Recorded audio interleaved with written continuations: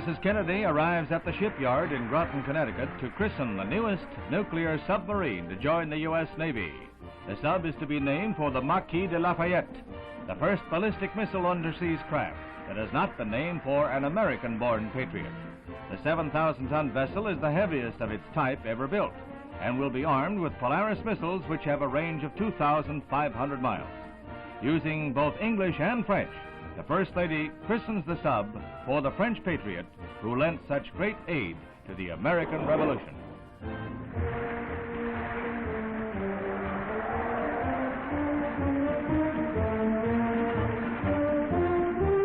The Navy now has 24 nuclear submarines in commission, and 8 of these are ballistic missile craft like the Lafayette.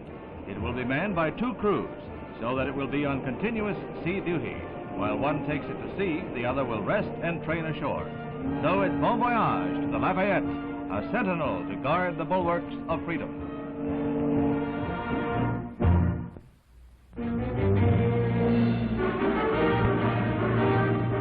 President Kennedy leaves the White House for a flight to Atlantic City to address the Auto Workers Convention, and he makes the trip aboard a brand new jet-propelled helicopter. The new craft is capable of 150 miles an hour and can carry 10 passengers, a higher speed and a greater capacity than his older one.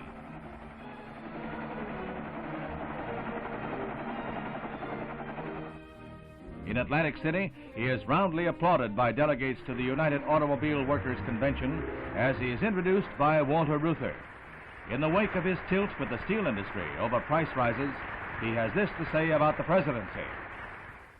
As long as the United States is the great and chief guardian of freedom, all the way in a great half circle from the Brandenburg Gate to Vietnam, as long as we fulfill our functions at a time of climax in the struggle for freedom, then I believe it is the business of the President of the United States to concern himself with the general welfare and the public interest, and if the people feel that it is not, then they should secure the services of a new President of the United States. He asked labor to hold the line, but the auto workers will seek new pay increases.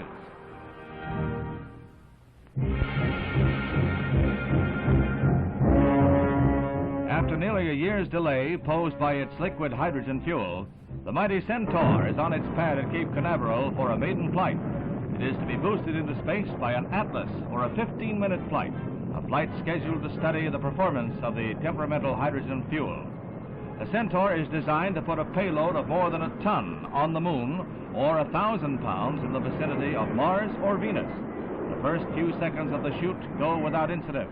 The Centaur climbs to 30,000 feet, then malfunction.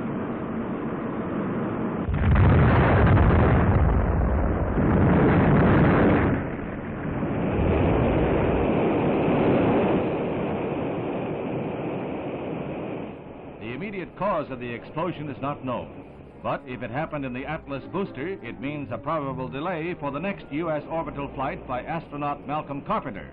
Long-lens cameras capture pieces of the wrecked missile falling into the sea, falling like a wounded bird. However, in the race for space, scientists find progress in every failure.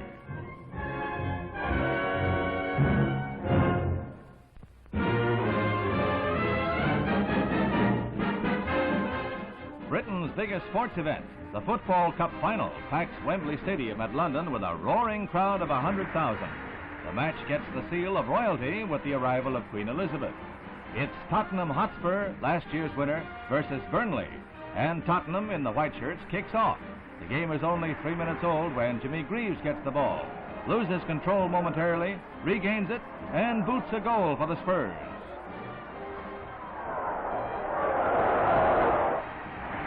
Still 1-0 in the second half. Slow motion shows you Jimmy Robson's shot through the goalie's legs, tying the score for Burnley.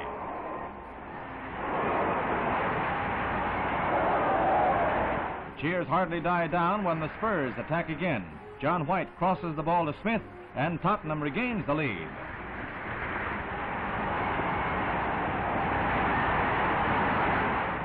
A penalty goal by Captain Danny Blanchflower clinches it. Tottenham wins 3-1. British Cup winners for the second year in succession.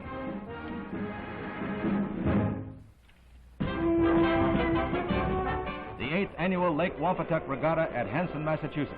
Outboard hydroplanes zoom away in the final, then come rooster-tailing around the end of the oval course with a spray of flying.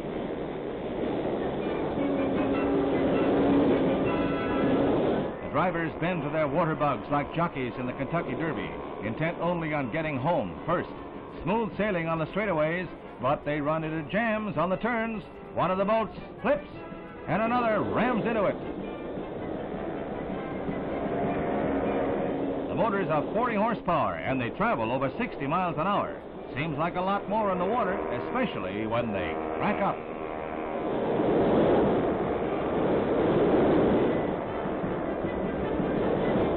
A ducking for the victims, but nobody hurt, and the race whizzes on. James Howe, Hawthorne, New Jersey, brings home the trophy.